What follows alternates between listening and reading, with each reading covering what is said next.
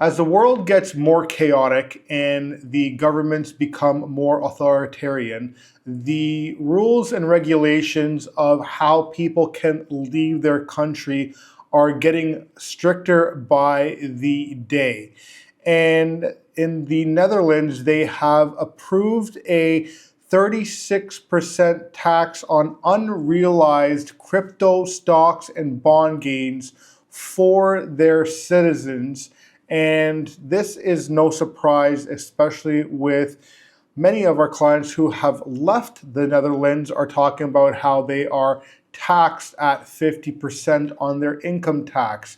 And governments, being that they're spending money on things that don't matter, such as sending money to wars that they have nothing to do with, to parties, to bring in woke culture and things that don't actually benefit our society and our children for that matter.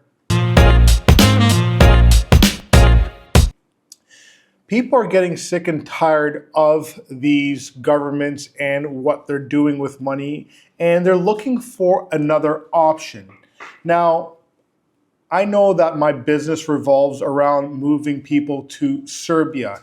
And I've said on this video many times, or this channel many times, that there is no perfect country, and Serbia by no means is perfect.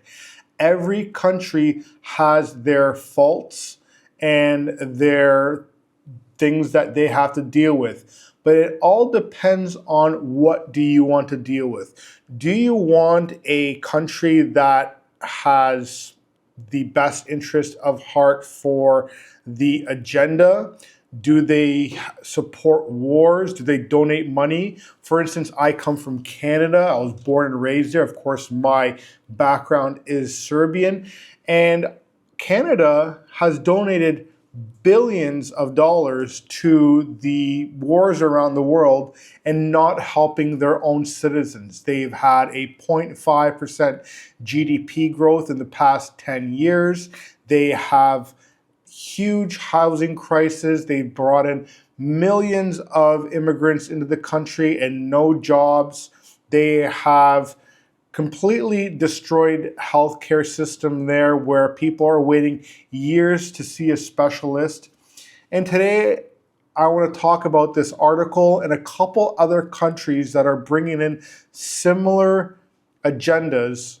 And you may want to think about where you're going to be in the next 6 months, a year, 2 years down the road, and potentially think about moving to a country such as Serbia that, one, is not chasing you around the world for taxes, two, that is not part of the woke agenda, three, that is not part of EU and all their nonsense that they're doing these days, and where countries don't actually have a voice, they have to follow the rules and regulations of the EU. So this article is about the Dutch House of Representatives on Thursday voted to pass the Actual Return in Box 3 Act, a reform that will tax residents a flat rate of 36% on actual returns they earn from savings and investments effective January 1st, 2028. So this is not something that's happening effectively right away. You have some time to figure out what you're going to be doing with your life if this is something that you're looking to do. The bill replaces a system that taxed investment incomes based on assumed returns, a framework the Dutch Supreme Court ruled unconstitutional in series of decisions beginning December 2021. Under the new regime, the tax applies not only to income that has actually been received, such as interest, dividends, and rent, but also to the annual increase in value of assets like stocks, bonds, and cryptocurrencies, even when those assets have not been sold. So you could be someone who is an avid investor, who is trying to grow their portfolio. And even though that you have not pulled out those returns, you're going to be taxed on them regardless. So if you are making, call it 15% on your returns on, say, some sort of stock or bonds, you're going to be taxed at 36% under this new law, which means that you are going to be essentially at a negative even if you are getting returns on your investments. If a Dutch resident holds a portfolio of shares that rises by 10,000 euros over the course of a year, the tax authorities will treat that paper gain as taxable income regardless of whether the investors has sold anything. So that 10,000, you're going to be taxed at, 36%, I think they're saying here. And so you're going to be paying more than a third of what you've made on there to the government, even though you have not sold your shares in that portfolio.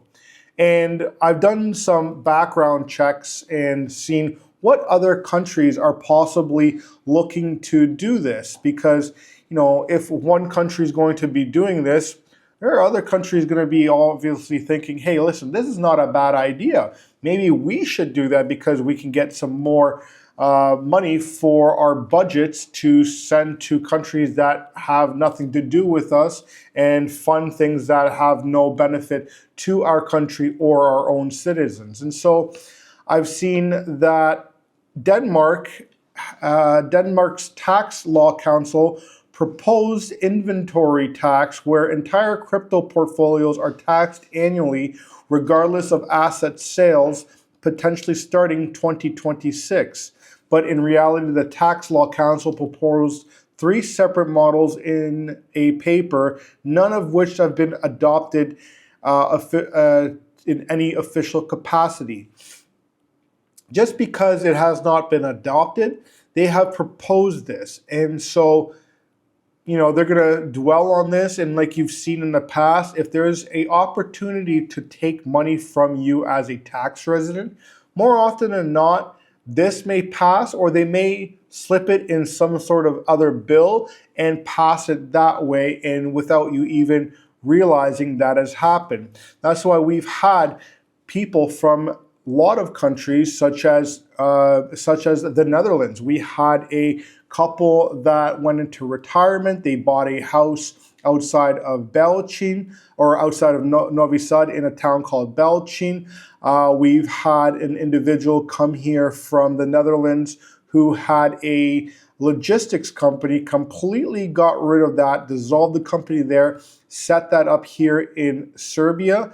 And we've had another individual who has said, hey, listen, I'm done with my business there and my consulting business, and moved his family here and set that up here as well, bought property, enrolled their children into school, and said, listen, it's a change, but at least I'm saving 50% on my taxes by moving here.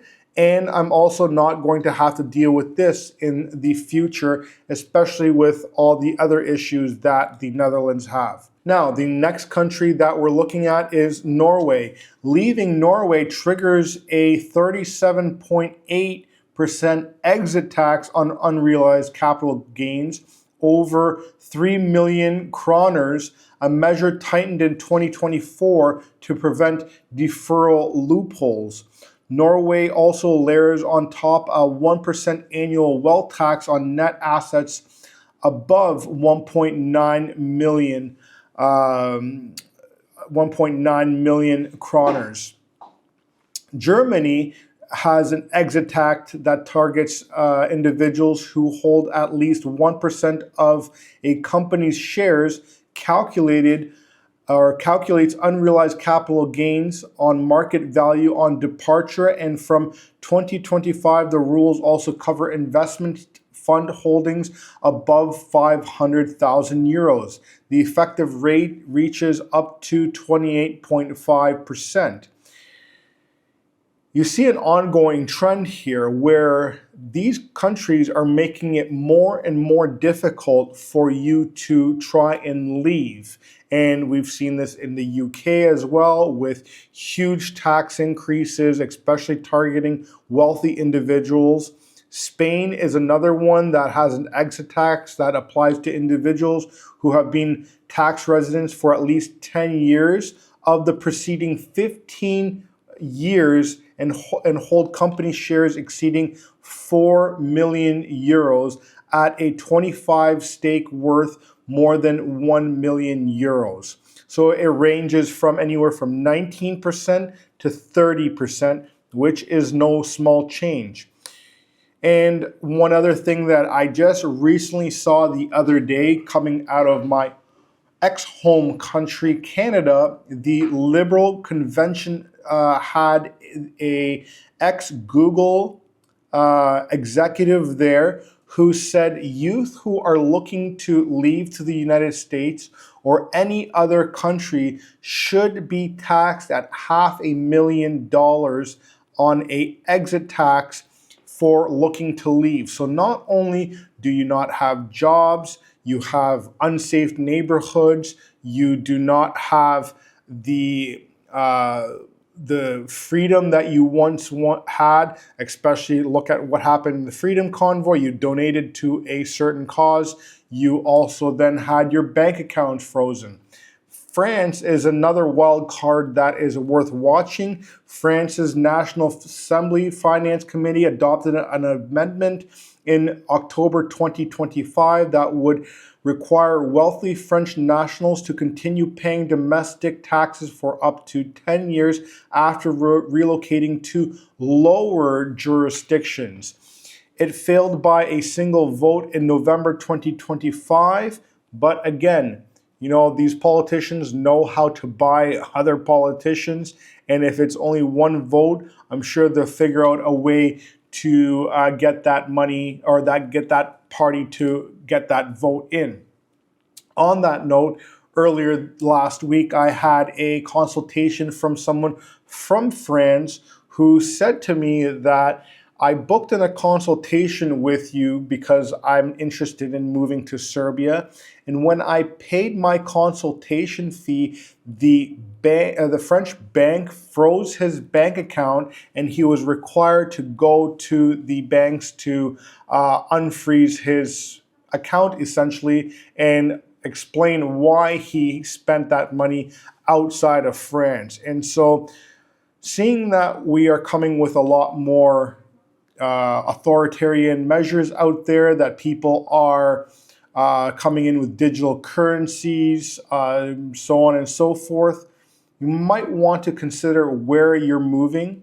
And Serbia, we are a very cash-friendly society. We also have bank rules. The banks do have rules in place to prevent from laundering money, but you're not going to have tax authorities breathing down your necks. The tax structure here is very much in favor of people. You have a flat rate, 10% income tax rate. You have a 15% flat rate corporate tax. You have a good climate.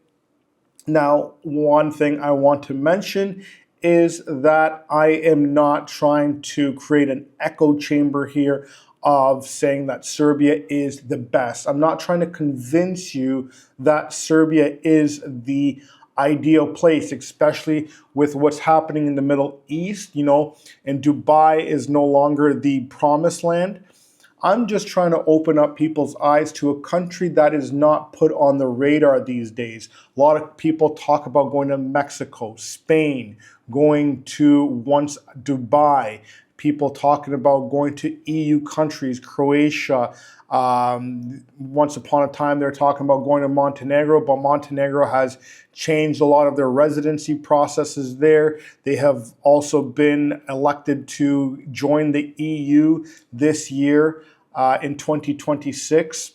Serbia is going to be one of the few remaining countries that is not part of EU, that is not part of NATO, and that has good relationships with both East and West, and does not indoctrinate you as a individual, your children, and still has those old values that many of our clients once wished that they had in their home country and got to experience once upon a time.